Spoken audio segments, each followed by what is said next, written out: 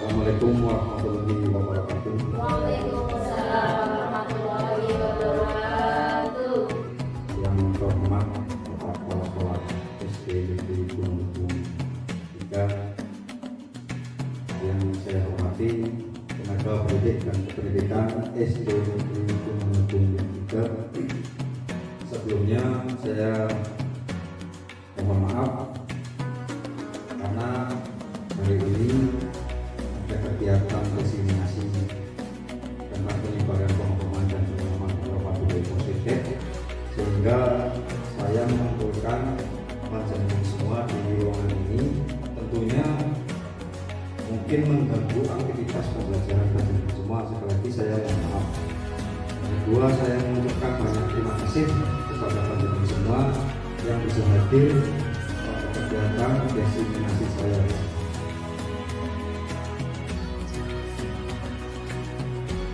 Selamat datang Bapak dan Ibu guru hebat. Mari bersama-sama berkolaborasi, saling mendukung untuk terwujudnya disiplin positif di SD Negeri Gunung Agung 3. Ada beberapa konsep utama modul budaya positif. Yang pertama merupakan paradigma belajar, disiplin positif, kebutuhan dasar manusia, motivasi perilaku manusia, posisi kontrol diri, keyakinan kelas, dan segitiga restitusi.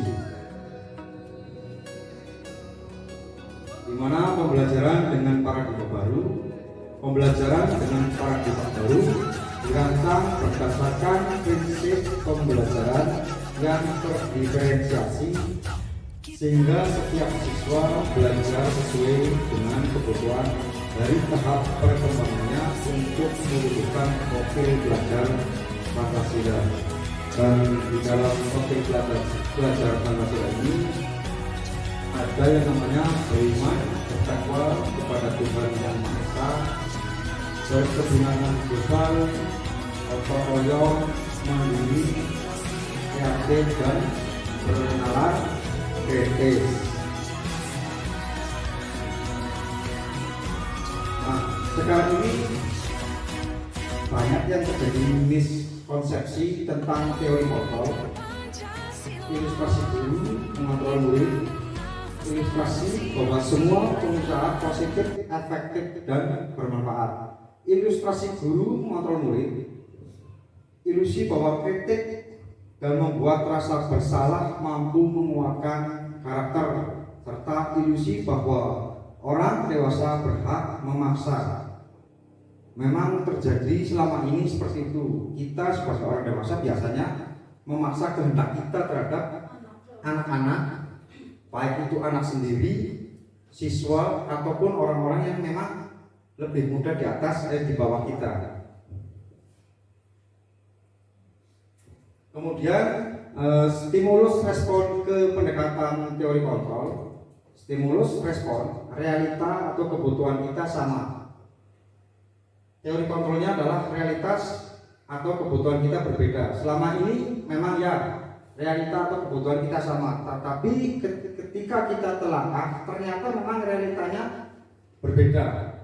Kemudian semua orang melihat hal yang sama. Teori kontrolnya, setiap orang memiliki gambaran yang berbeda. Jelas, semua orang pasti memiliki gambaran yang berbeda. Yang ketiga, kita mencoba mengubah orang agar berpandangan sama dengan kita. Teori kontrolnya, kita berusaha memahami pandangan orang lain tentang dunia. Nah, dari yang ketiga ini kita mencoba mengubah orang agar berpandangan sama dengan kita. Memang tidak kita pungkiri, biasanya kita memiliki pendapat seolah-olah kita memaksa pendapat kita memang harus disetujui oleh rekan-rekan kita, atau dalam hal kegiatan apa biasanya kita mengharapkan bahwa orang itu mengikuti kegiatan kita, padahal orang itu memiliki pandangan yang berbeda. Yang keempat, perilaku buruk dilihat sebagai suatu kesalahan teori kontrolnya semua perilaku memiliki tujuan.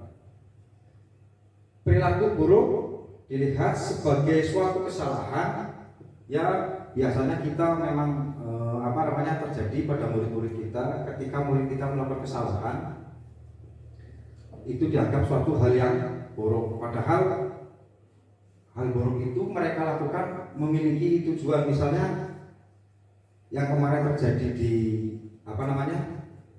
di Cilacap. Di Cilacap itu berarti kan ada perkelahian bullying ya. Mereka melakukan tindakan yang hal buruk, memukuli teman-temannya seperti itu. Mereka mungkin punya tujuan kenapa mereka melakukan tindakan-tindakan seperti itu. Dan semua perilaku memiliki tujuan jelas karena mereka memiliki tujuan. Jadi kita sebagai pendidik perlu menggali kenapa anak tersebut melakukan tindakan seperti itu. Yang maksudnya adalah orang lain bisa mengontrol saya. Teori kontrolnya hanya Anda yang bisa mengontrol diri Anda sendiri. Orang lain bisa mengontrol saya, mungkin itu karena terikat aturan. Karena ada aturan-aturannya seperti itu. Padahal yang bisa mengontrol mengontrol adalah diri kita sendiri. Misalnya kita tidak bisa memungkiri ketika kita datang terlambat di sekolah, orang lain bisa mengontrol saya. Ya mungkin ketika Bu ini terlambat, saya mengingatkan seperti itu. Padahal bahwa orang itu yang terlambat sebenarnya merasa dirinya itu terlambat. Jadi tindak lanjut dari itu, orang itu adalah merasakan bahwa saya ini hari ini terlambat. Jadi yang bisa mengontrol dirinya adalah sendiri supaya bagaimana besoknya kita tidak terlambat seperti itu. Selanjutnya adalah saya bisa mengontrol orang lain, Anda tidak bisa mengontrol orang lain. Pemaksaan ada pada saat bujukan gagal. Teori kontrolnya kolaborasi dan konsensus menciptakan pilihan-pilihan baru. Yang terakhir, model berpikir menang atau kalah, model berpikir menang-menang. Nah, model berpikir menang kalah itu biasanya dalam suatu kegiatan, kalau kita sebenarnya dalam kegiatan, misalnya dalam lomba, kalau kita memikirkan model menang kalah, kalau yang kita pikirkan menang masih mending. Kalau kita berpikirnya kalah, contohnya besok lah dalam kegiatan PGRI, kita sudah latihan, ada yang latihan senam, ada yang latihan voli dan segala macam. Kalau kita berpikirnya kalah, ya buat apa kita latihan seperti itu? Tapi kalau kita berpikirnya menang-menang, kita berusaha apapun hasilnya, kita berusaha untuk menang walaupun hasilnya kita kalah. Kemudian ada disiplin positif. Disiplin berasal dari kata disiplin yang artinya belajar. Disiplin mengacu pada disiplin diri yang memiliki tanggung jawab terhadap apa yang dilakukannya berdasarkan nilai-nilai yang diyakini. Disiplin positif merupakan salah satu cara penerapan disiplin yang bertujuan untuk menumbuhkan kesadaran serta memberdayakan peserta didik tanpa imbalan, penghargaan atau reward, ancaman atau hukuman. Tentunya sebagai pendidik punya tujuan adalah menciptakan peserta didik yang memiliki disiplin diri sehingga mereka berperilaku mengacu kepada nilai-nilai kebijakan universal dan memiliki motivasi intrinsik dalam perubahan perilaku ke arah yang lebih baik. Nah, disiplin positif yang merupakan salah satu cara penerapan ini, kalau peserta didiknya itu bertindak atau melakukan sesuatu hanya mengharapkan penghargaan atau ada ancaman atau hukuman, tentunya peserta didik tersebut tidak memiliki jiwa dari dirinya sendiri. Makanya kita berusaha sebagai pendidik itu punya tujuan yang menciptakan peserta didik yang memiliki disiplin diri. Padahal ini juga tidak bisa kita terapkan di siswa kita saja, akan tetapi pada diri kita sendiri. Contohnya kita sendiri dalam satu lingkup sekolah, ketika ada beberapa sekolah, ketika ada kepala sekolahnya, itu biasanya guru-guru tersebut kelihatan disiplin, masuk ruangan, mengajar sesuai apa. Tapi ketika tidak ada kepala sekolahnya, biasanya masih santai-santai saja seperti itu. Dan kita menggali disiplin positif dari diri kita sendiri itu bisa memberikan contoh kepada siswa. Jadi ketika kita memberikan keyakinan terhadap siswa, minimal kita bisa memberikan contoh dulu terhadap diri kita sendiri, biar nanti bisa menjadi contoh terhadap siswa kita. Ada 3 nilai-nilai kebajikan, nilai yang disepakati bersama, lepas dari suku bangsa, agama, bahasa maupun latar belakangnya. Ketika contoh kebajikan ini, yang pertama adalah profil pelajar Pancasila, beriman dan bertakwa kepada Tuhan Yang Maha Esa dan berakhlak mulia, berkebinaan global, gotong royong, mandiri, kreatif dan bernalar kritis. Tentunya yang beriman bertakwa kepada Tuhan Yang Maha Esa dan berakhlak mulia mungkin kita memang sudah diterapkan di sekolah kita masing-masing. Akan tetapi untuk mandiri, kreatif, bernalar kritisnya memang belum. Apalagi yang mandiri, kreatif dan bernalar kritis itu apabila kita diterapkan di kelas rendah mungkin kita mengalami kesulitan. Terus untuk yang EBO Primary Years, program PYP, toleransi, rasa hormat, integrasi, mandiri, menghargai, antusias, empati, keingintahuan, kreativitas, kerjasama, percaya diri dan komitmen. Kalau toleransi biasanya secara umum kita terpatok pada toleransi agama saja. Padahal di toleransi itu banyak sekali siswa yang di sini mungkin kita memberikan toleransi ketika ada siswa sakit, misalnya kita bisa bertoleransi terhadap siswa tersebut. Jadi toleransi di sini tidak terpaku pada toleransi agama saja. Rasa hormat, siswa memberikan rasa hormat kepada guru, kepada orang tua ataupun sesama teman.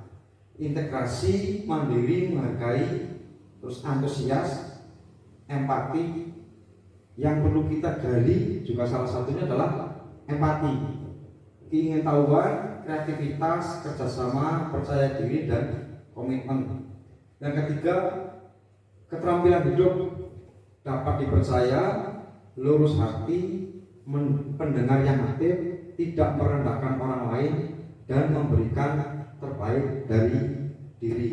Dapat dipercaya, kita berusaha untuk menggali terhadap siswa kita supaya bagaimana siswa itu dapat dipercaya.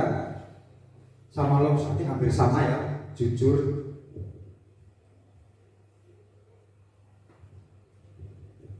setiap manusia memiliki kebutuhan dasar.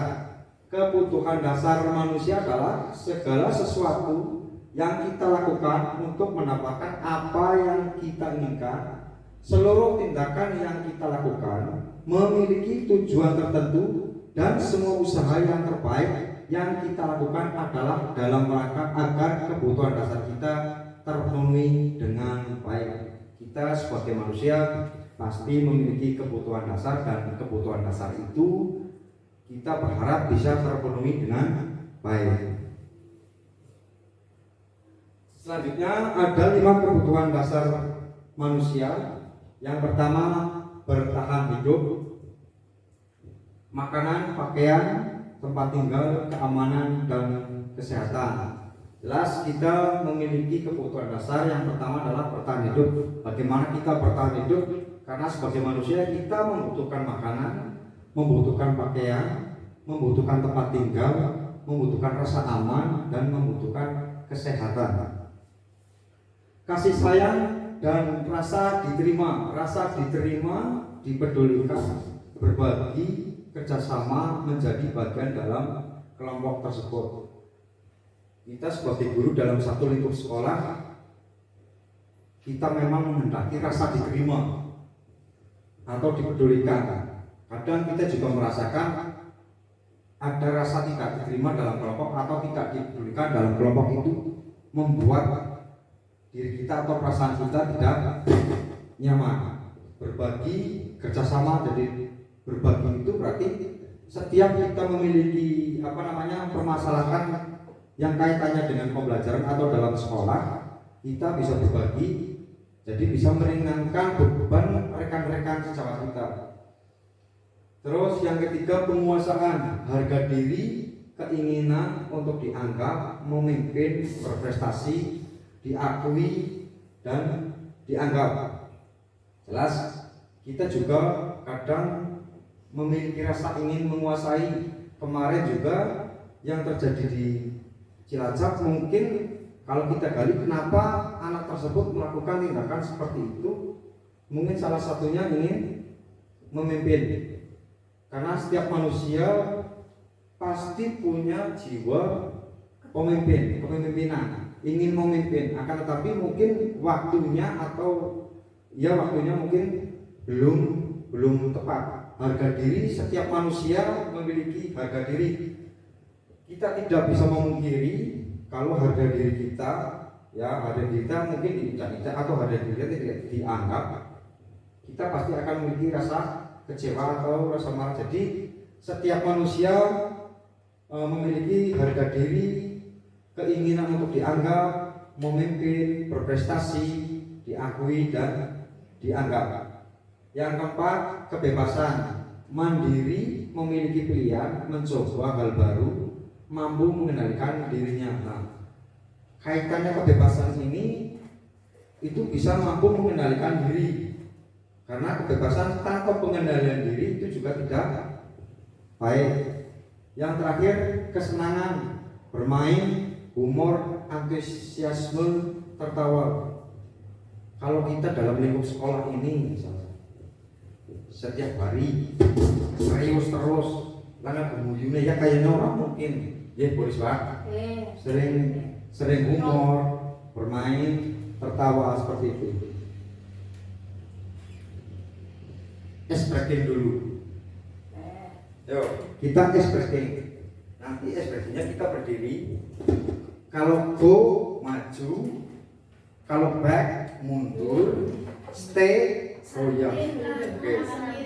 Go maju, back mundur, stay goyang. Aja, balik itu harus susah balik. Yo, kita bareng-bareng. 1, 2, 3, go.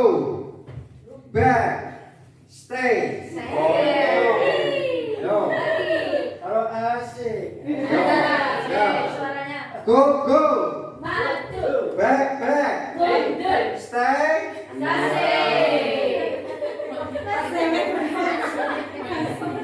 Balik. Ya, sekarang back. Go. Stay. Sekarang ya. Berdiri. Stay, go back. Stay, go back. Stay, go back. Goyang, maju, mundur. Ya, siap. Stay, go back. Sekali lagi yo. Stay back, go.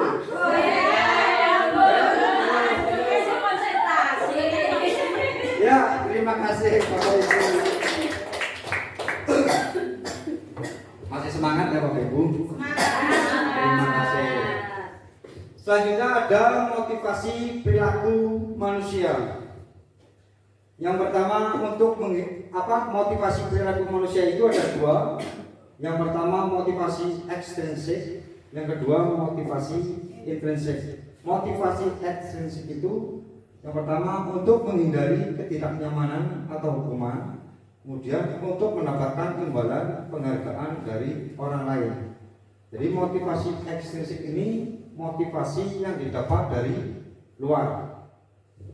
untuk menghindari ketidaknyamanan atau hukuman, kemudian untuk mendapatkan imbalan atau penghargaan dari orang lain. Jadi setiap kita melakukan tindakan atau kegiatan itu biasanya karena motivasinya dari luar, kita hanya karena mengharap imbalan atau penghargaan dari orang lain, atau kita melakukan tindakan itu supaya kita terhindar dari hukuman. Misalnya siswa datang terlambat, takut datang terlambat tepat waktu, itu karena takut diberi hukuman oleh guru. Yang kedua, siswa melakukan tindakan yang kaitannya dengan imbalan atau penghargaan, misalnya disuruh ikut lomba, itu karena berharap untuk mendapatkan imbalan. Itu juga terjadi pada guru tenaga pendidik. Guru tersebut datang tepat waktu atau melakukan tindakan tepat waktu atau tugas tepat waktu, itu takut karena mungkin diberi sanksi oleh pimpinannya. Kemudian untuk menjadi orang yang mereka inginkan dan menghargai diri sendiri dengan nilai-nilai yang mereka percaya.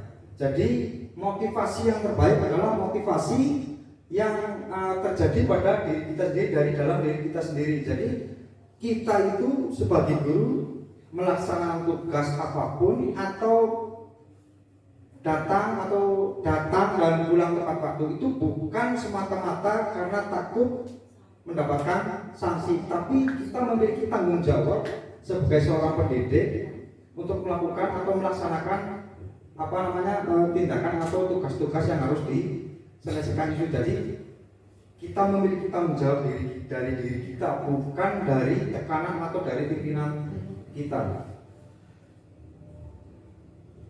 Nah, dari motivasi manusia itu ada 3: hukuman, konsekuensi, dan restitusi. Dari hukuman, tidak terencana, tiba-tiba murid tidak tahu apa yang akan terjadi atau tidak dilibatkan, bersifat satu arah, berupa hukuman atau psikis. Kita sering sebagai seorang guru memang sering memberikan hukuman terhadap siswa kita yang mungkin datang terlambat atau tidak melaksanakan apa yang kita perintah atau tidak mengerjakan tugas. Murid tidak tahu apa yang akan terjadi atau tidak dilibatkan, seperti itu. Kita bisa memberikan hukuman seperti itu. Memang sebelumnya kita sebagai pendidik memang sering melakukan hukuman. Yang kedua, ada konsekuensi, terencana atau disepakati sesuai peraturan. Murid tetap dibuat tidak nyaman, sikap guru selalu memonitor murid. Ketika kita memberikan hukuman, biasanya siswa itu memang ada efeknya. Apabila kita memberikan hukuman terhadap siswa, efeknya biasanya di luar mungkin kita memberikan hukuman di dalam sekolah, tapi di luar sekolah mungkin ada rasa kecewa atau rasa benci terhadap kita yang telah memberikan hukuman, sehingga kita berubah memberikan konsekuensi. Jadi konsekuensi itu kita tanyakan kepada siswa tersebut. Akan tetapi memang dari konsekuensi itu sendiri ternyata memang belum tepat. Dan yang ketiga adalah restitusi, proses menciptakan kondisi bagi murid untuk memperbaiki kesalahan, proses kolaborasi yang mengajarkan murid untuk mencari solusi sendiri. Jadi dari ketiga ini, itu yang bisa kita terapkan, itu yang terbaik adalah restitusi. Karena dari hukuman atau konsekuensi memang siswa itu tetap ada rasa kecewa. Biar kita memberikan penjelasan terhadap siswa melakukan kesalahan, kita menggunakan restitusi supaya anak tersebut bahwa tindakan yang saya lakukan itu salah dan siswa itu bisa memperbaikinya sendiri tanpa kita memberikan hukuman atau konsekuensi. Selanjutnya ada 5 posisi kontrol guru. Yang pertama, penghukum, pembuat rasa bersalah, teman, pemantau, dan manajer. Dari kelima kontrol posisi ini, tidak dipungkiri kita sering menggunakannya ya. Dan saya rasa Bapak Ibu juga sudah mengetahui dari kelima posisi kontrol ini, apa yang sering kita lakukan atau yang sering kita gunakan terhadap siswa? Penghukum ya, penghukum, biasanya penghukum dan pembuat rasa bersalah. Itu sering ya tidak sadar kita sering melakukan seperti itu. Nah, ada beberapa contoh penerapan 5 posisi kontrol guru. Kasus yang pertama adalah siswa tidak memakai atribut lengkap saat upacara.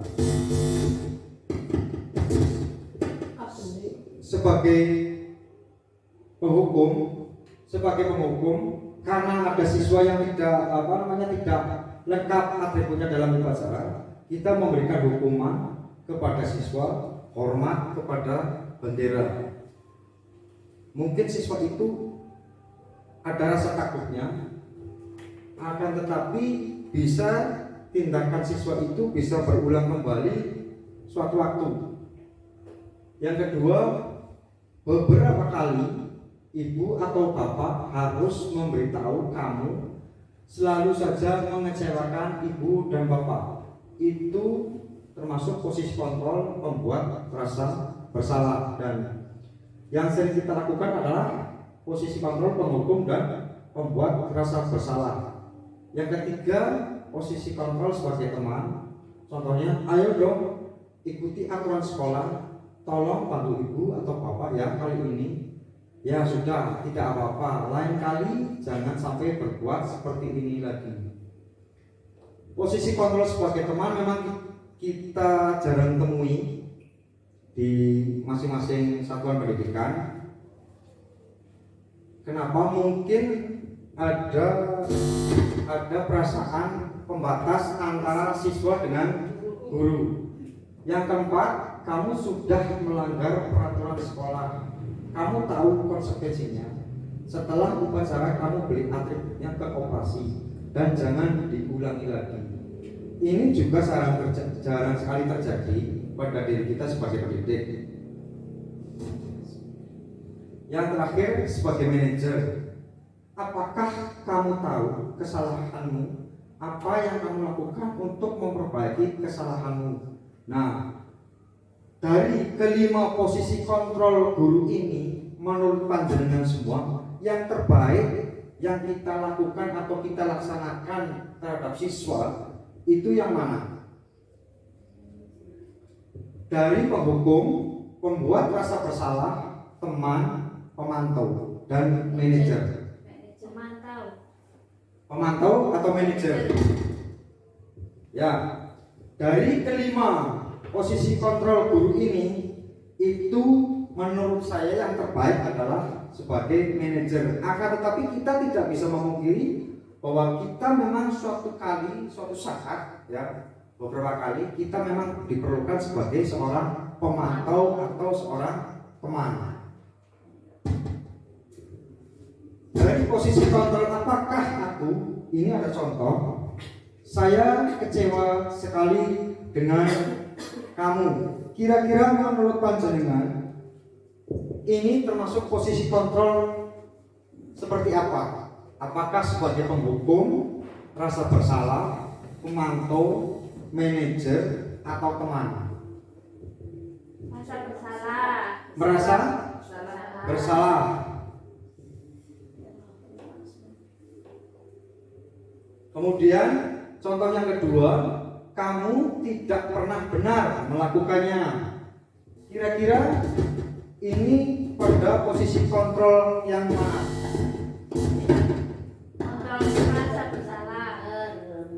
Merasa bersalah. Penghukum atau merasa bersalah? Kamu tidak pernah benar melakukannya. ini kita menjudge siswa ya. Jadi ini adalah sebagai penghukum. Langsung nuduh ya. Iya, langsung menuduh. Terus contoh yang ketiga, apa rencanamu untuk menyelesaikan masalah ini? Ini termasuk pemantau atau manajer. Apa rencanamu untuk menyelesaikan masalah ini? Sebagai manajer. Selanjutnya, ayolah lakukan demi kebaikan, demi Bapak Ibu. Posisi kontrol sebagai teman. Ya, sebagai teman. Paling mudah kita lakukan dan kita Terapkan. Ya. Enggak, maksudnya paling mudah kita amati, analisis apa sih itu. Ayolah lakukan demi Bapak Ibu. Ini posisi kontrol sebagai teman. Yang selanjutnya adalah kamu tidak pernah mendapat nilai jika tidak mengerjakan tugas. Ini sebagai pemantau. Nah, selanjutnya ada keyakinan kelas. Mengapa keyakinan kelas? Mengapa bukan peraturan kelas? Bu Ani mau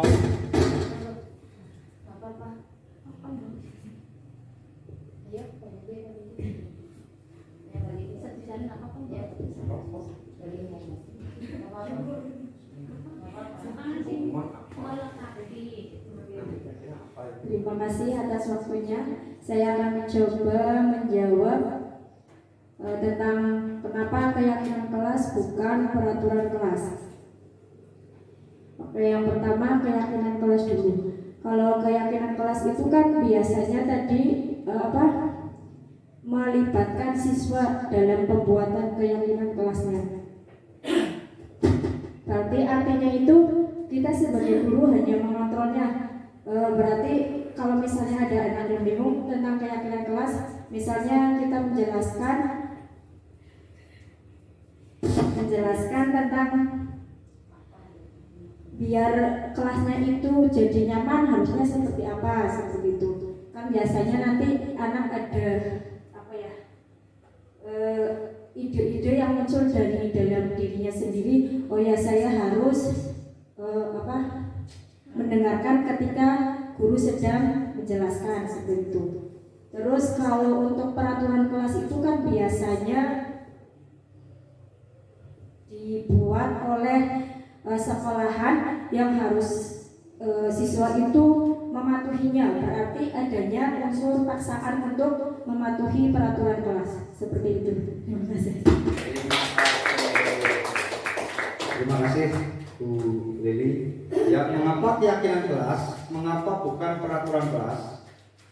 Karena peraturan kelas itu dibuat tidak melibatkan unsur yang ada di kelas tersebut. Misalnya guru dengan siswa, biasanya peraturan itu hanya dibuat oleh guru. Dalam lingkup sekolah itu peraturan dibuat oleh semua guru. Jadi siswa tidak dilibatkan. Contohnya ketika kita membuat peraturan kelas, jagalah kebersihan. Yang membuat peraturan itu memang guru, ya, siswa tidak tahu menahu.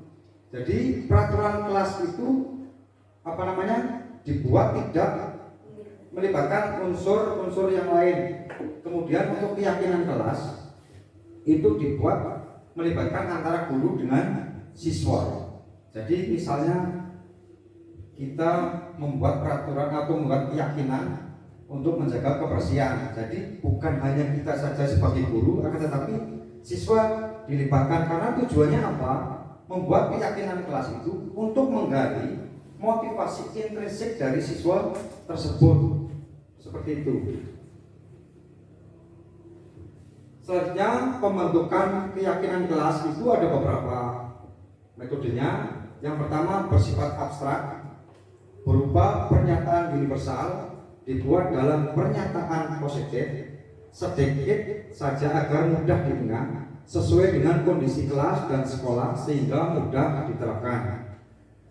Terus kemudian semua warga sekolah atau warga kelas yang dilibatkan saat membuat keyakinan kelas. dari beberapa ini, biasanya kita membuat keyakinan kelas. Contohnya, kita datang terlambat tepat waktu, itu positifnya seperti itu. Tapi dalam membuat kesepakatan kelasnya masih dengan menggunakan kata-kata negatif, tidak boleh datang terlambat. Tidak boleh datang terlambat itu kita ubah menjadi keyakinan kelas. Kita datang tepat waktu atau disiplin. Kita disiplin waktu, seperti itu. Kemudian semua warga sekolah, warga kelas dilibatkan saat membuat keyakinan kelas. Jelas, jadi ketika ada siswa yang mungkin datang terlambat, kita bisa menanyakan terhadap siswa tersebut bahwa keyakinan yang sudah disepakati telah dilanggar oleh siswa tersebut. Dan kita tanyakan bagaimana caranya agar siswa itu tidak melanggar terlambat datang ke sekolah atau datang masuk ke kelas tersebut dengan keyakinan kelas yang sudah disepakati. Selanjutnya ada segitiga restitusi.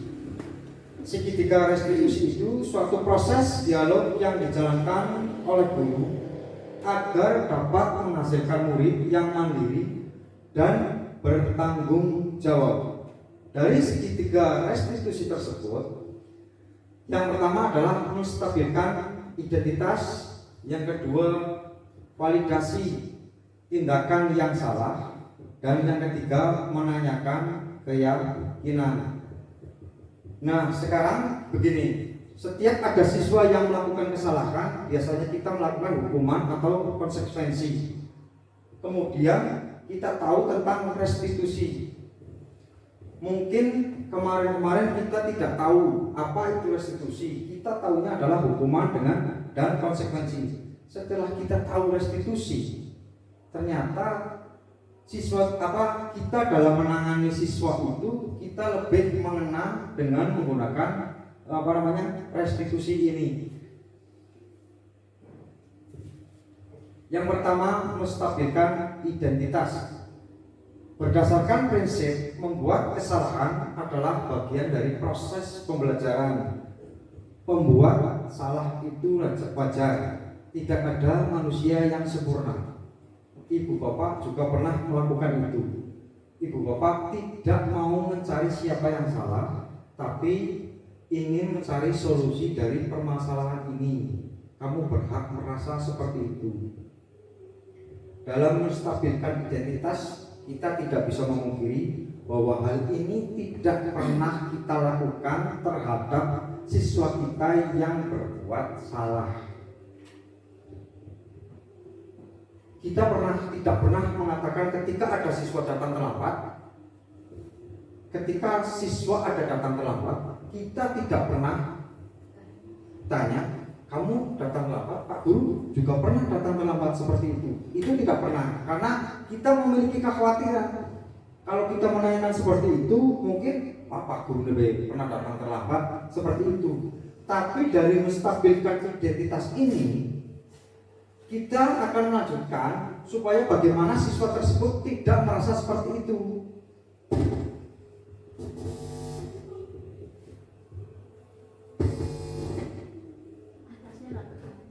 Nah, berdasarkan prinsip perilaku berupaya memenuhi suatu kebutuhan tertentu. Kamu pasti punya alasan mengapa melakukan hal itu. Padahal kamu bisa melakukan yang lebih buruk dari ini ya. Kamu patut bangga karena telah melindungi sesuatu yang penting buatmu. Kamu melakukan karena mempertahankan sesuatu yang penting.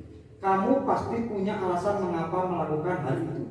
Contoh, siswa yang tidak melaksanakan piket pasti punya tujuan. Mungkin tujuannya capek karena tidak mau capek, atau merasa malas seperti itu. Yang ketiga, berdasarkan prinsip teori kontrol, bahwa pada dasarnya kita termotivasi secara intrinsik. Apa yang keyakinan kelas kita, nilai-nilai apa yang telah disepakati bersama, seperti apa gambaran sebuah kelas yang ideal menurut kamu? Kamu ingin menjadi orang yang seperti apa? Dari siswa yang datang terlambat itu, kemudian kita tanyakan keyakinan kelas yang sudah kita sepakati, nilai-nilai apa yang telah disepakati bersama, untuk menumbuhkan rasa keyakinan dalam diri siswa itu untuk tidak melakukan tindakan yang tidak melakukan piket kelas. Nah, ini adalah contoh penerapan segitiga restitusi yang sudah kemarin saya laksanakan di SD Negeri Gunung Agung 3. Tidak tahu. Pak Guru mau tanya, oh benar, tapi tidak melaksanakan tiga. Kenapa bisa tidak melaksanakan tiga?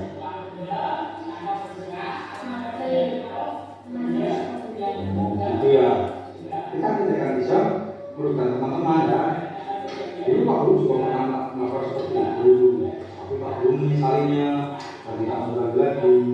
Nah, menurut Islam, keyakinan apa yang tidak bisa melanggar? Agung jawab, menurut Islam melanggar keyakinan kelas yang sudah disepakati benar atau tidak? Tidak benar. Oke. Nah, sekarang menurut Islam tindakan apa yang akan bisa lakukan untuk memperbaikinya?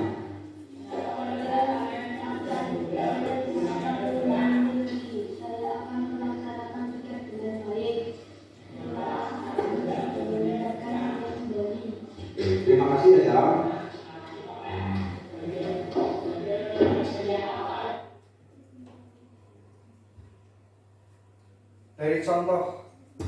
Dari contoh penerapan segitiga restitusi tersebut adalah salah satu siswa yang tidak melaksanakan tiket.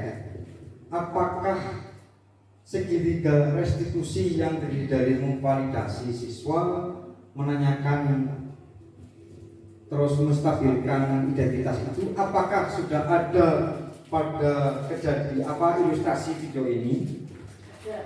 Ada.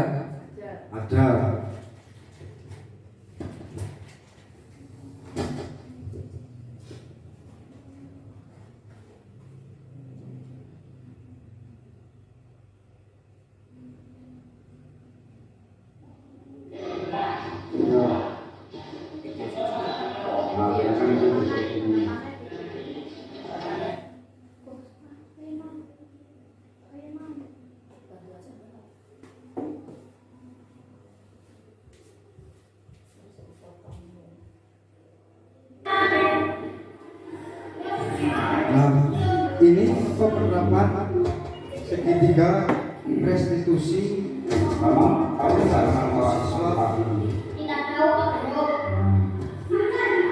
Guru mau tanya, benar apa tadi nakal sama hijau? Kenapa Ramana kamu hijau? Saya ambil pulpen yang hijau sama isi. Oh, gitu ya. Oh, nah, semua orang itu melakukan kesalahan. Aku juga dulu pernah melakukan kesalahan seperti itu. Maka dulu yang paling gampang. Karena umur kita ya. Terus, jadi keyakinan apa yang sudah Ramadan baik? Saling baik, yang baik. Nah, menurut Rama, melanggar keyakinan kelas yang sudah disepakati bersama, ada tidak? Tidak benar, Guru. Nah, sekarang menurut Rama, tindakan apa yang akan Rama lakukan untuk memperbaikinya? Saya akan minta maaf kepada hijau dan tidak akan menangkal lagi. Terima kasih, Pak Guru, sudah mengingatkan saya.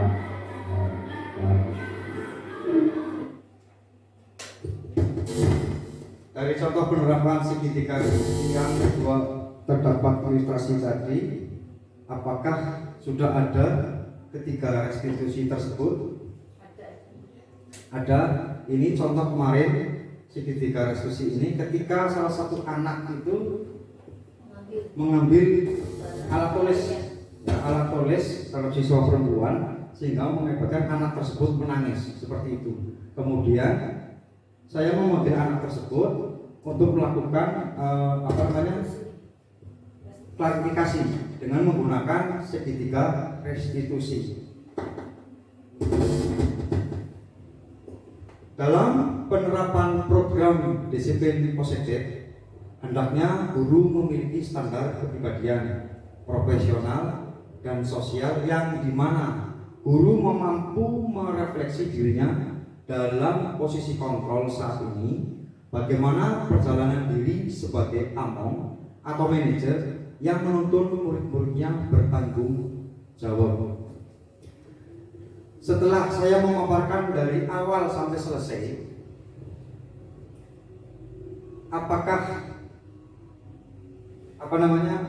saya minta pendapat atau masukan atau tanggapan dari panjenengan atau kritikan, barangkali dalam pemaparan saya ini masih ada yang kurang, seperti itu, monggo.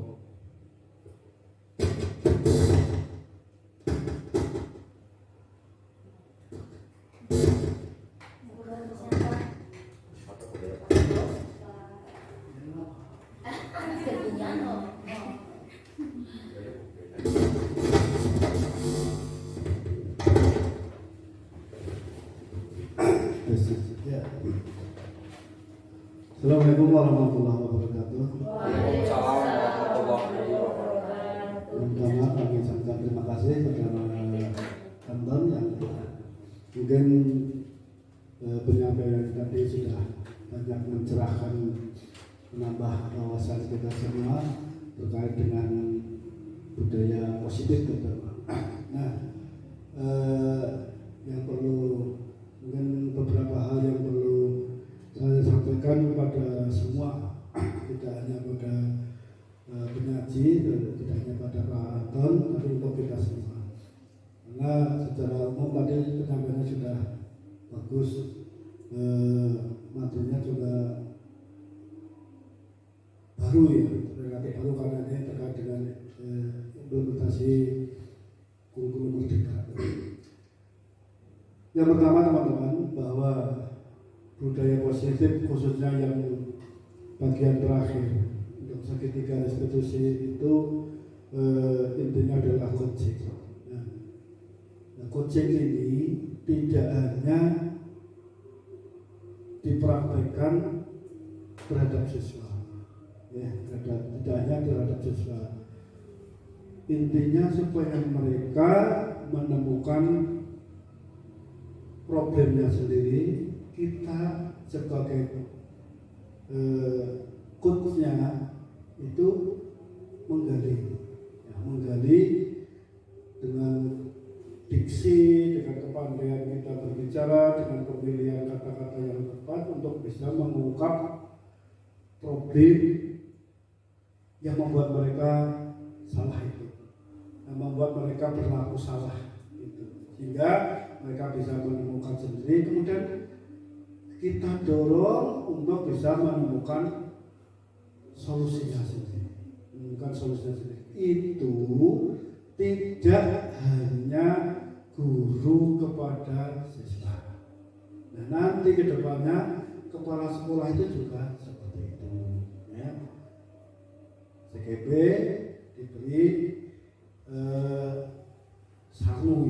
diberi sangu untuk menjadi pemimpin pembelajaran juga, pemimpin sekolah juga.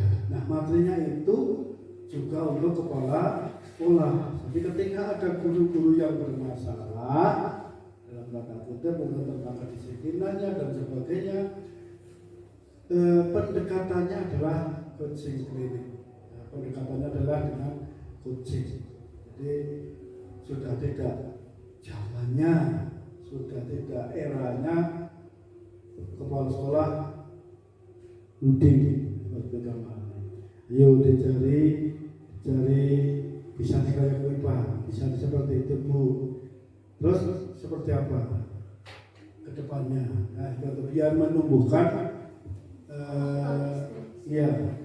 menumbuhkan memicu supaya berpikir sendiri, menemukan solusinya sendiri, terus punya itikat untuk memperbaiki diri. Ingat, jadi ini penting karena materi ini adalah Sangu sebagai guru dan Sangu sebagai kepala sekolah dan sebagai pemimpin-pemimpin, karena CGP akan proyeksinya kan menjadi pemimpin di segala lini. Maksudnya tidak hanya guru, kepala sekolah, pengawas, mungkin nanti sampai di KB, kasih dan seterusnya. Itu ketika ada masalah yang terkait dengan tenaga kependidikan, tenaga pendidik, ini solusinya adalah coaching, tidak zamannya menghukum. Nah, seperti itu. Terima kasih Mas Anton sudah mencerahkan teman-teman. Semoga bisa kita sedikit demi sedikit kita implementasikan di lapangan. Assalamualaikum warahmatullahi wabarakatuh. Waalaikumsalam warahmatullahi wabarakatuh. Terima kasih Pak Teguh yang sudah memberikan masukannya dan harapannya sangat luar biasa. Ya, penutup ini semoga apa yang tadi sudah dipaparkan oleh saya dan mendapat masukan juga dari Bapak Ibu yang hadir pada kesempatan hari ini, semoga bisa menjadi manfaat bukan hanya kepada kita saja, tetapi terhadap semua komunitas yang ada di sekolah ini, seperti itu. Dan acara penutupnya adalah saya mengucapkan banyak terima kasih kepada Tanya bentar. ya. Izin bertanya.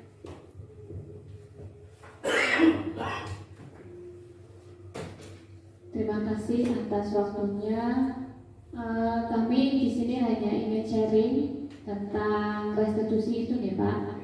Bagaimana cara menghadapi seorang anak yang emosinya itu labil Pak. Jadi anak itu setiap emosinya datang, dia akan emosinya itu datang karena diolok-olok temannya. Diolok temannya, kemudian dia melakukan hal yang di luar dia sebagai seorang anak-anak. Dia mengeluarkan, kalau kata-kata masih mending, dia mengeluarkan kata-kata yang tidak terpuji kepada anak tersebut yang tadi memperolok-olok, kemudian dicari sampai ketemu. Setelah dicari, kemudian dia melakukan hal yang tidak kita inginkan. Nah, sebagai guru selama ini kami hanya menenangkan saja Pak. Itu bagaimana cara untuk mengatasi hal yang demikian, karena pernah sampai membawa senjata tajam ke sekolah. Itu kan sangat berbahaya deh. Itu menurut Bapak bagaimana cara untuk menangani hal tersebut dengan cara restitusi? Terima kasih. Assalamualaikum warahmatullahi wabarakatuh. Terima kasih. Saya untuk menjawab, terjadi siswa yang emosinya tidak terkontrol. Yang pertama kita gali, kita menstabilkan identitas, menanyakan kenapa siswa itu memiliki emosi yang tidak terkontrol. Apakah mungkin karena memang berangkat dari keluarganya memang seperti itu, atau memang dari keluarga, artinya bukan sebatas biasanya kita menjudge bahwa mungkin ini keturunan orang seperti ini, seperti itu. Padahal tidak semua seperti itu. Mungkin apakah anak tersebut tidak diperhatikan di rumahnya, kemudian anak tersebut bisa meluapkan emosinya itu di sekolah. Jadi kita perlu menstabilkan identitas dulu, menanyakan siswa tersebut bagaimana, menggali kenapa terjadi emosi yang seperti itu. Yang kedua, kita berusaha menenangkan. Artinya kita menenangkan, kita sebagai guru juga tidak boleh mengeluarkan kata-kata menjudge langsung, kamu seperti ini, itu tidak boleh. Itu akan memberikan tekanan juga terhadap siswa tersebut. Jadi kita tetap memberikan kenyamanan anak tersebut, kita dekati, kita tanya dengan baik-baik. Kenapa siswa tersebut melakukan hal seperti itu? Mungkin dia karena emosi tidak terkontrol, marah terhadap temannya. Jadi kita sebagai pendidik perlu menenangkannya dengan cara menenangkan, melakukan pendekatan terhadap siswa tersebut. Terus yang ketiga, kita bisa menghubungi orang tua atau kita bisa berkolaborasi dengan orang tua, dengan kepala sekolah atau dengan teman sejawat tentang tindakan anak tersebut. Kenapa anak tersebut melakukan tindakan seperti itu?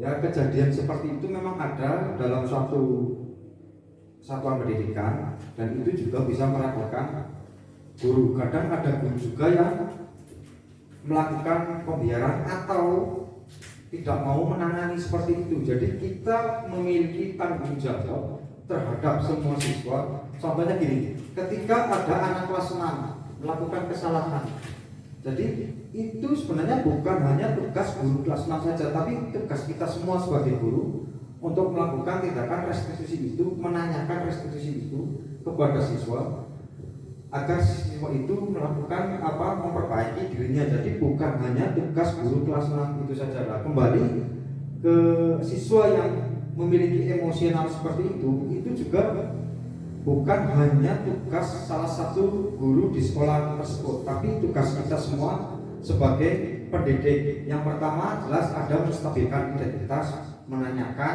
kenapa seperti itu, kemudian kita memvalidasi. Terus yang ketiga tadi yang terakhir menstabilkan identitas, menanyakan keyakinan serta memvalidasi. Yang terakhir menanyakan keyakinan. Yang terakhir menanyakan keyakinan ya. Nah, ketiga itu kita gunakan untuk melakukan melakukan atau menindaklanjuti siswa itu yang melakukan kesalahan yang tadi dicontohkan bahwa anak tersebut melakukan emosi yang tidak terkontrol. Yang sudah. Ketika kita menghadapi siswa dengan menggunakan segitiga restitusi tersebut, anak yang mungkin merasa nakal sekali itu bisa berubah dengan sendirinya karena kita menggugah dari motivasi intrinsik tersebut. Ya, jadi kita tidak bisa menggunakan hukuman atau konsekuensi. Ternyata segitiga restitusi tersebut itu sangat berpengaruh. Saya sendiri sama. Sebelum saya mengetahui tentang apa itu restitusi, apa itu segitiga restitusi, saya sendiri sering melakukan dengan cara memberikan hukuman atau konsekuensi. Akan tetapi ada beberapa siswa yang mengikuti konsekuensi itu dan sadar, tapi ada beberapa siswa yang telah ditegur diberikan hukuman atau konsekuensi tersebut di kemudian hari terulang kembali. Nah, terulang kembalinya itu selain mengulangi tindakan itu, anak tersebut juga memiliki rasa kecewa dengan diri saya. Jadi ketika akan berhadapan dengan saya itu sudah merasa malas langsung ketemu Pak Guru, sungkan ketemu Pak Guru. Tapi ketika kita menggunakan segitiga restitusi, anak tersebut tetap ada kedekatan dengan kita. Malah anak tersebut ketika melakukan tindakan salah, sebelum kita tegur, anak itu sudah merasa bersalah dan meminta maaf kepada kita, seperti itu.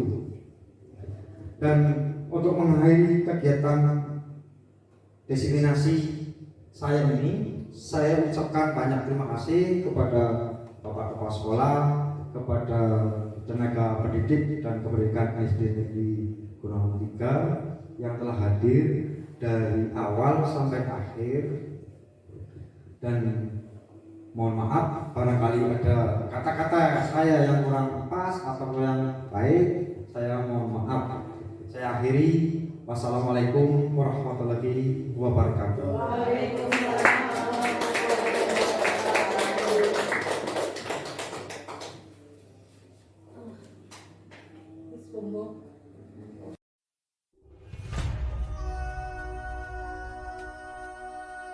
Assalamualaikum warahmatullahi wabarakatuh.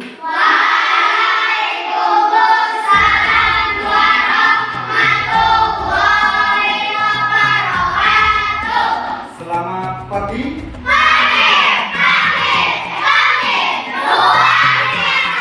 Oke, terima kasih.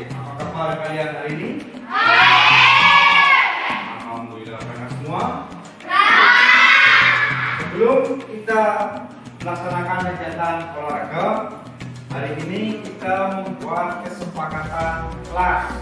Ya, kesepakatan kelas itu hampir sama dengan peraturan. Tapi kalau kesepakatan kelas, nanti kita sendiri yang membuat kesepakatan itu, dan kita sendiri yang menjalankan. Setelah kita membuat kesepakatan kelas, nanti kita buat keyakinan kelas. Ya, jadi kalian nanti Pak Guru beri kertas kecil untuk menulis kesepakatan kelas itu, nanti kita akan di papan. Tulis jelas. Oke, aku bagi.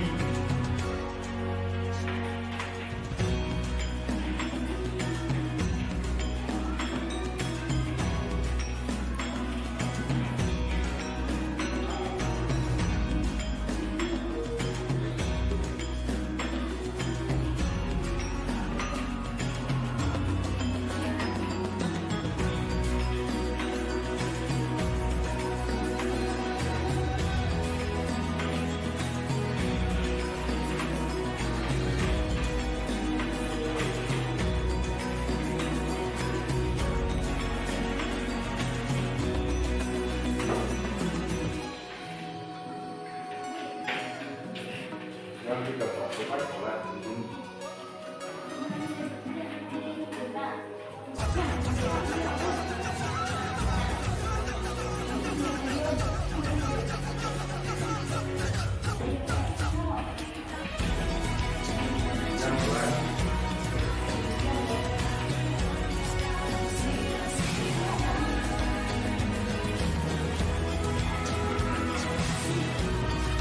Silakan boleh ditulis kesepakatannya apa.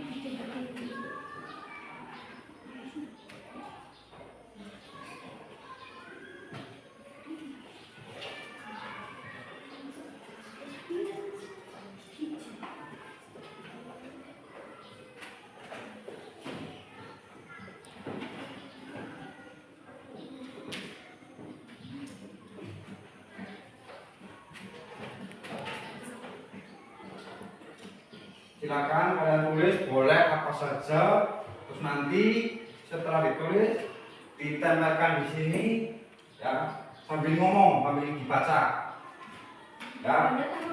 ya boleh di bawahnya beri nama boleh, tidak boleh nggak apa-apa ya. Terus nanti kalau maju tempelkan sambil dibacakan. Oke, sudah boleh ditulis. Iya, sama kan ditulis sama ya.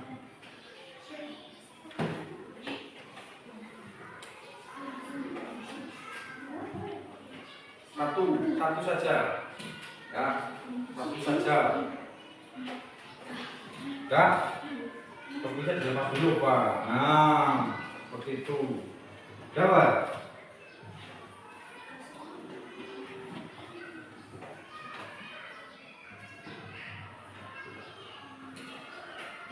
Kalau sudah, silakan. Kalau yang sudah, boleh ditempel di sini. Yo, sudah. Kalau sudah kan, sudah tempel. Terus dibaca. Kamu sini kan, dibaca dulu, apa? Oke, silakan tempel. Ya. Lanjut, yang sudah Baca ya. Iya. Nggak apa-apa. Sama, beda, nggak apa-apa. Yang penting kamu keinginannya seperti apa. Ya. Lanjut.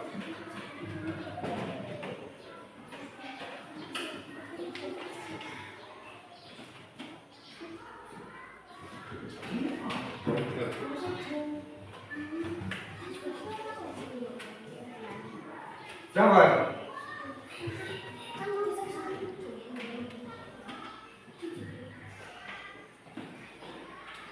Ya, sabar. Sambil dipasang. Ya. Ya. Oke, lepas, namanya lepas. Nah. Balik ya. Ini.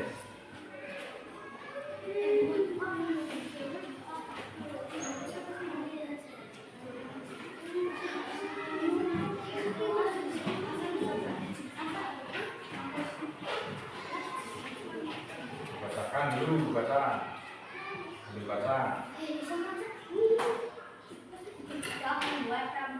Tidak membuat sampah sembarangan dan Oke. membuat sekolah menjadi bersih. Ya, oke.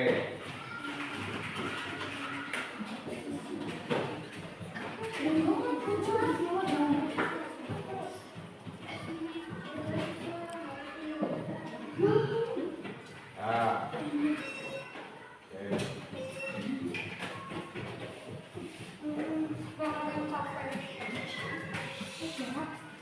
Udah? Yo. Baca sih keras, bagaimana? Baca. Tidak boleh makan saat jam pelajaran. Sip. Oke, sampai. Nah.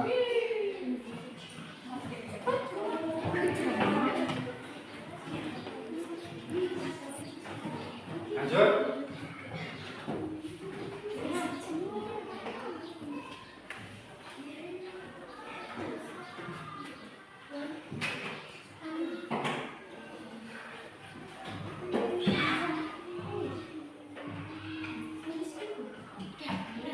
Ada lagi? Yuk, yang sudah tempel. Rama sudah tempel. Yuk. Berubah. Ini dalam kotak ini. Siswa-siswi STM berwajib juga dilarang merokok. Ya. Oke. Lanjut. Ya. Ya, tempel.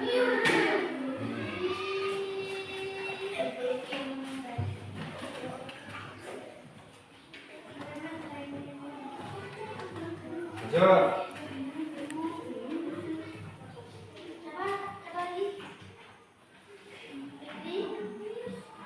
Nah, belum.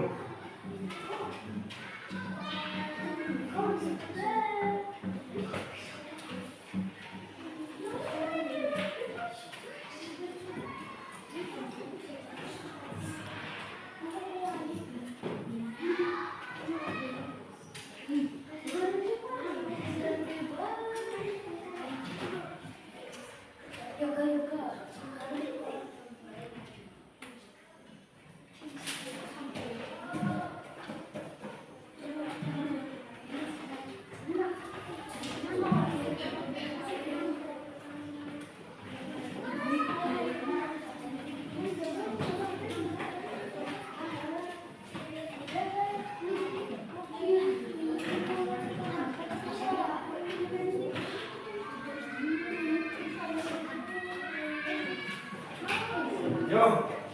Tempel, Bang. Ya, apa?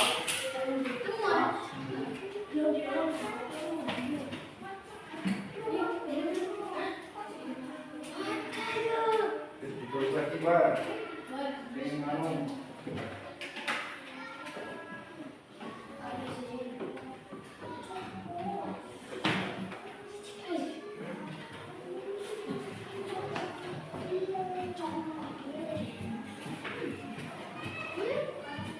Ya, apa lagi? Ya, belum.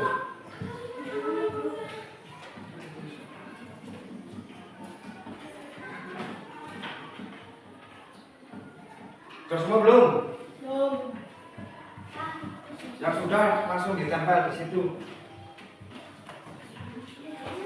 Ya, ditempel.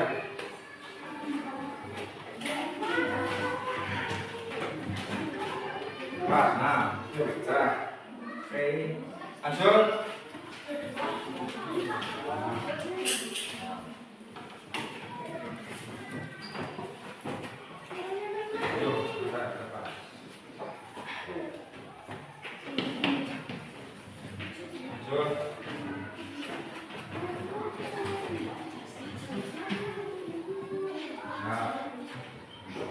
Lanjut.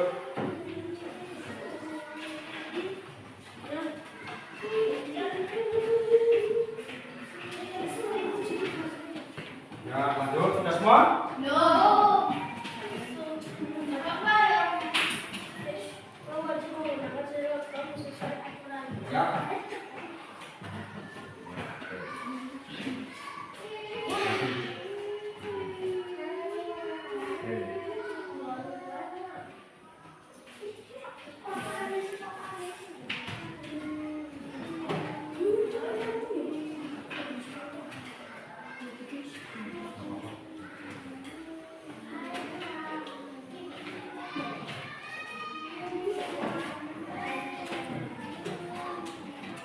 Sudah semua?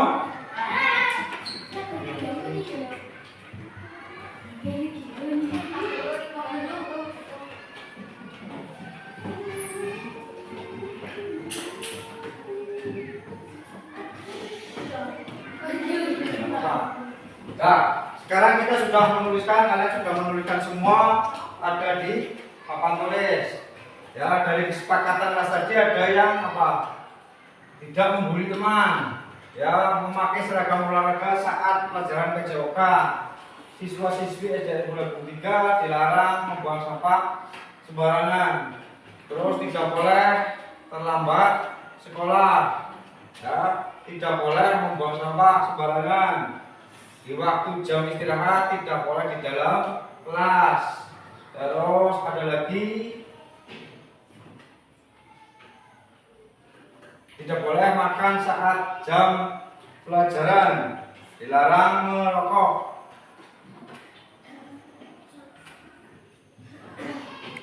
Nah, dari sekian yang sudah ditulis, ya, dari sekian yang sudah ditulis, kita membuat menjadi keyakinan, ya, membuat menjadi keyakinan. Siswa-siswi menggunakan seragam sesuai aturan.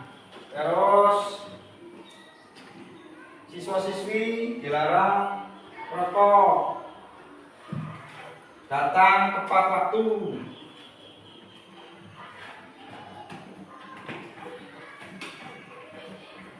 Menjadi keyakinan kelas, kita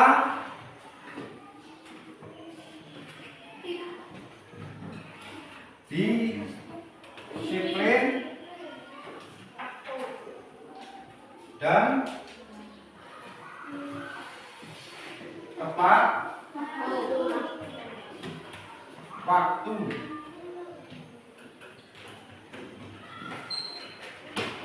Yang kedua, ada lagi yang jam pelajaran tidak boleh makan di kelas. Kita tertib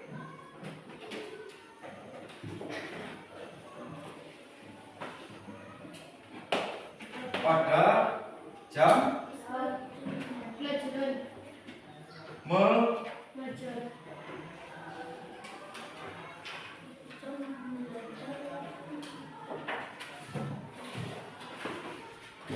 saat belajar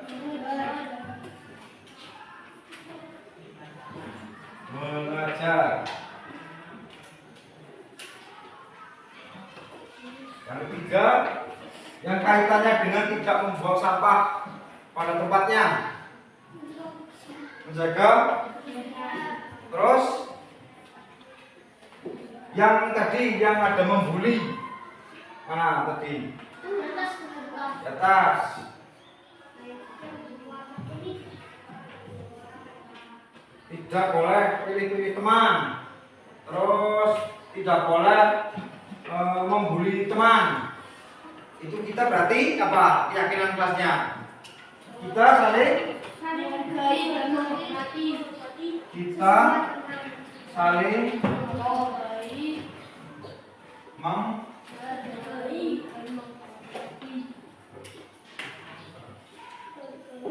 yang keempat, yang kaitannya dengan kebersihan, tidak boleh membuang sampah sembarangan. Kita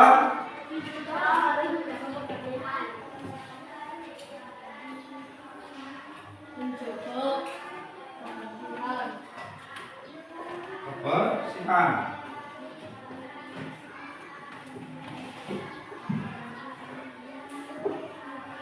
Dari sekian kesepakatan kelas yang sudah kita buat, kita buat menjadi keyakinan kelas. Yang pertama adalah kita disiplin dan tepat waktu. Yang kedua, kita tertib saat belajar mengajar. Yang ketiga, kita saling menghargai, kita menjaga kebersihan. Kita disiplin dan tepat waktu berarti artinya kita nanti tidak datang terlambat ke sekolah, tidak telat atau tidak terlambat masuk kelas, ya, disiplin. Selain itu juga masih ada. Terus yang kedua, kita tertib saat belajar mengajar. Jadi Pak gurunya ada belum datang ke kelas ataupun sudah, kita tetap tertib di kelas. Terus selama kita belajar mengajar berarti kita mendengarkan atau apa saja yang diberikan oleh Pak Guru dan Bu Guru. Itu yang ketiga, kita saling menghargai, kita saling menghargai sesama teman, kita saling menghargai kepada guru, kita menghargai kepada adik kelas kita menghargai terhadap orang lain atau orang tua. Yang keempat, kita menjaga kebersihan. Yang kita jaga kebersihannya apa? Di dalam kelas, di luar kelas, lingkungan sekolah, kita bareng-bareng menjaga. Demi apa? Demi kenyamanan kita semua. Kalau kelasnya bersih, senang apa tidak? Nyaman apa tidak? Kita sudah membuat kesepakatan kelas ini, dan kita sudah membuat menjadi keyakinan. Kita bareng-bareng menjalankan, ya. Kita nanti bareng-bareng menjalankan keyakinan kelas ini. Jadi kalau kalian nanti ada yang lupa atau melanggar, nanti Pak Guru akan menanyakan keyakinan kelas mana yang sudah kamu langgar. Dan bisa untuk diperbaiki lagi. Seperti itu ya. Nah, hari ini kita sudah membuat kesepakatan kelas dan sudah membuat keyakinan kelas. Semoga nanti kita ke depannya ya menjalankan keyakinan kelas ini dengan baik. Tujuannya supaya apa? Supaya apa? Supaya apa? Supaya apa? Seperti boleh seperti itu ya. Supaya ke depannya lebih baik lagi. Oke. Kiranya cukup sekian untuk membuat kesepakatan kelasnya dan keyakinan kelasnya. Ya, Pak Guru akhiri. Assalamualaikum warahmatullahi wabarakatuh.